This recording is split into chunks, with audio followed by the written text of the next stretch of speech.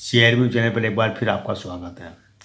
दोस्तों, आज हम इसी कंपनी के बारे में बात करेंगे कि जिसकी ज़रूरत कह सकते हैं कि शेयर मार्केट के लिए भी ज़रूरी है, इन्वेस्टर के लिए बहुत ज़रूरी है।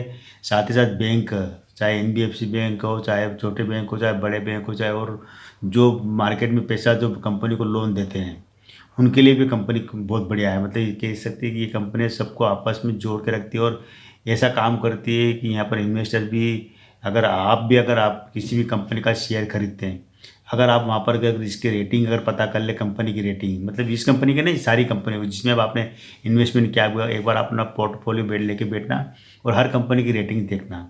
उसमें क्या होगा कि आपको अलग अलग तरह की चीज़ मिलेगी। किसी को ए प्लस की रेटिंग मिलेगी, किसी को ट्रिपल ए प्लस की मिलेगी, किसी को मात्र ए की रेटिंग मिलेगी, किसी को बी की रेटिंग मिलेगी, किसी को बी प्लस की मिलेगी। किस तरह के अलग अलग रेटिंग दी होती है। वो rating time to time change भी करते रहते हैं। जैसे बैंक का या मतलब कंपनी का परफॉर्मेंस होता है, जिस तरह कंपनी काम करती है, जिस तरह कंपनी पर मामले बनते हैं, शेयर गिरते गिरते पेनी स्टॉक बन जाता है कई बार, या शेयर चढ़ते चढ़ते पेनी स्टॉक चढ़ते चढ़ते बहुत ऊपर पहुंच जाता है। तो वहाँ पर क्या होता है, कई चीज़ें ऐसे गेम होती है जो भी होता है। तो वहाँ पर क्या होता है, ये जो केयर लिमिटेड है, केयर रेटिंग लिमिटेड, ये हर चीज़ पर नज़र रखती है, हर कंपनी में नज़र रखती है। और वहीं पर ये कंपनी रेटिंग देती है। रेटिंग मतलब उस रेटिंग के आधार पर अगर आप शेयर इन्वेस्टमेंट करेंगे तो आपका पैसा कितना रिस्क जोन में है, कितना प्रॉफिट जोन में, सब पता लग जाएगा। यानी कि अगर ए प्लस वाली कंपनी में आप पैसा लगाते हैं तो आपको रिस्क कम रहेगी। डबल ए प्लस की अगर वो कंपनी में लगाएंगे तो वहाँ पर रिस्क आपकी और कम हो जाएगी। ट्रिपल ए प्लस की लगाएंगे तो वहाँ पर रिस्क बहुत कम हो जाएगी। लेकिन जैसे जैसे ये जो कैटेगरी हटती जाती है रेटिंग की, बी पे आएगी, सी पे आएगी, माइनस पे जाएगी, वो जैसे रेटिंग हटेगी ना, समझ लो कि उतना ही आपको मतलब पैसा इसकी जोन में चले जा रहा है। तो ये जरूर ध्यान रखना, अपनी सारी कंपनी को एक बार तलाश करना कि किस कंपनी में आपका और क्या रेटिंग दी है। ये जो तीन कंपनी ऐसी बताइए, एक तो केयर है, तो दूसरी है इकरा है, और तीसरी है क्रेसिल। ये कंपनियाँ ये मार्केट में काम करती है, सबको ये रेटिंग देने का काम करती है। अलग अलग कंपनियाँ, अलग अलग सेक्टर कंपनियों को उनको बीज, इनका पूरा एक पैरामीटर होता है। उस पैरामीटर में फिट कितना बैठता है कंपनी, ये जरूर देखते हैं। उसी के आधार पर ये काम करते हैं। तो आज हम बात करेंगे इसकी जो केयर रेटिंग्स लिमिटेड, पूरा इसका जो नाम है, सी से क्रेडिट, ए से एनालिसिस एंड आर ई से रिसर्च लिमिटेड, पूरा नाम इसका ये है। तो चलिए जानते हैं क्या कंपनी, उसके बाद हम आगे की बात। तो आइए हम जानते हैं इसकी जो केयर जो कंपनी है, इसका डेटा क्या बोल रहा है। क्या इसका शेयर जो मिल रहा है 1400-1500 रुपये मिल रहा है, क्या शेयर सस्ता है या महंगा है। तो ये कंपनी का अभी जो करंट प्राइस चले शेयर की 1426 रुपये चल रही है। हाई रहा है इसका 1571 रुपये का हाई रहा है और लो रहा है 840 रुपये का लो रहा है। ये मार्केट कैप इसका है 4262 करोड़ का मार्केट कैप है। स्टॉक भी इसका है 37.3 का है, यानी कि ठीक है, बढ़िया है। बुक वैल्यू इसकी 252 रुपये है। तो बुक वैल्यू से करीब करीब शेयर आपको 6 गुना महंगा मिल रहा है। जरूर ध्यान रखना, इसमें नेगेटिव पक्ष है। डिविडेंड यील्ड है इसका है 1.27 का है, ठीक है, कोई बहुत अच्छा नहीं है। आरओसी इसका है 20.6 का, बढ़िया है। आरओई इसका 14.5 का, ये भी बढ़िया है। फेस वैल्यू इसकी 10 रुपये है। ये कंपनी अपने निवेशकों को डिविडेंड ज़बरदस्त देती है, लेकिन बोनस कंपनी ने अभी तक दिया हुआ नहीं है। कंपनी बोनस नहीं देती, डिविडेंड अच्छा दिया हुआ है इन्होंने। करीब लाभांश का जो भुगतान करती है 56%, 67%, 89% ऐसा करती है कंपनी। सेल्स ग्रोथ में कंपनी की जरूर यहाँ पर कुछ नेगेटिव चीज़ नज़र आ रही है कि 10 साल में 3% की सेल्स ग्रोथ रही और 5 साल में मात्र 1% की, मतलब सेल्स ग्रोथ घटी है। प्रॉफिट ग्रोथ आप देखेंगे तो 10 साल में -1%, 5 साल में -6%। प्रॉफिट ग्रोथ भी कम है।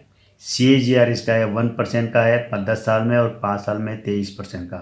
CAGR जरूर ठीक है। और लाभांश 20% का रहा है 10 साल में, और 5 साल में 14% का। शेयर पूंजी इनके पास है 30 करोड़ की शेयर पूंजी है। रिजर्व इनके पास है 724 करोड़ का रिजर्व है।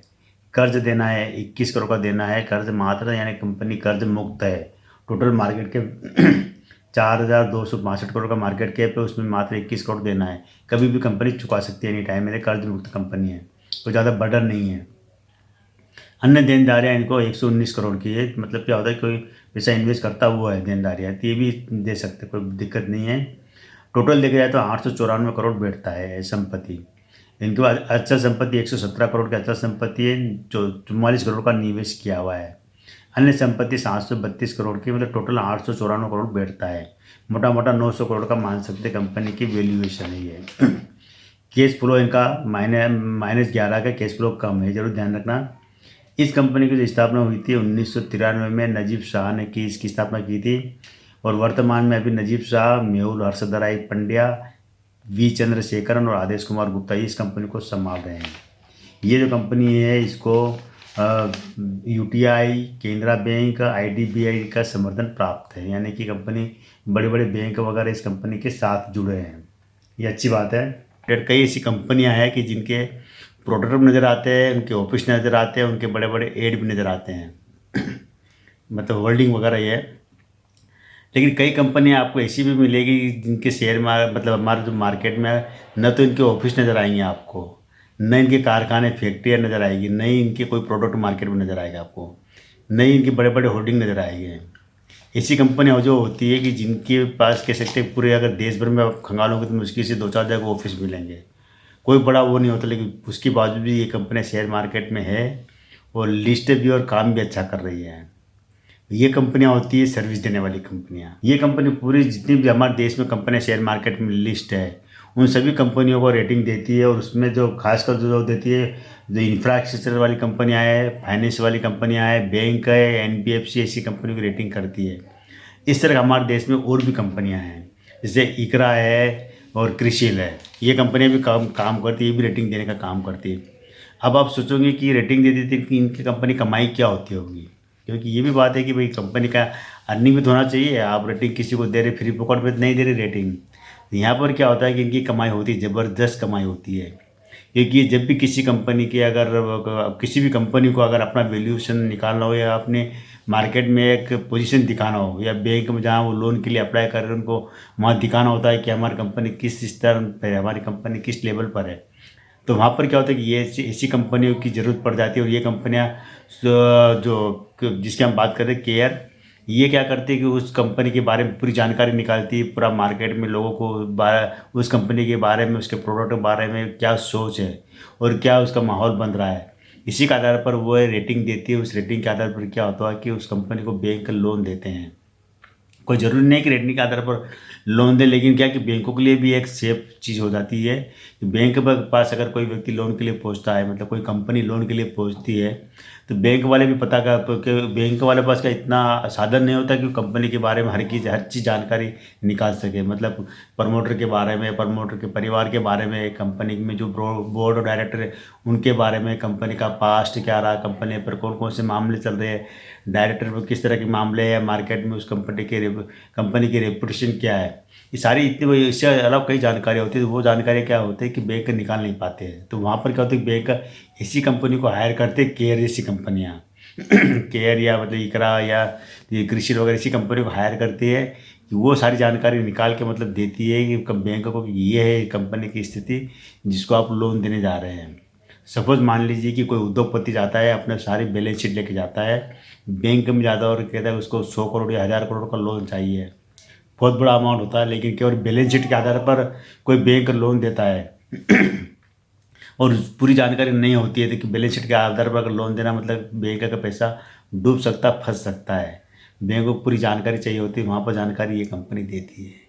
यानी कि कह सकते हैं कि ये जो केयर कंपनी है इनके ज़रूर है कि मार्केट में प्रोडक्ट नहीं है, ऑफिस नहीं है, बड़े बड़े न बड़े शोरूम है, लेकिन ये ज़रूरी है कि कंपनी का जो काम है वो काम कभी ख़त्म नहीं होगा।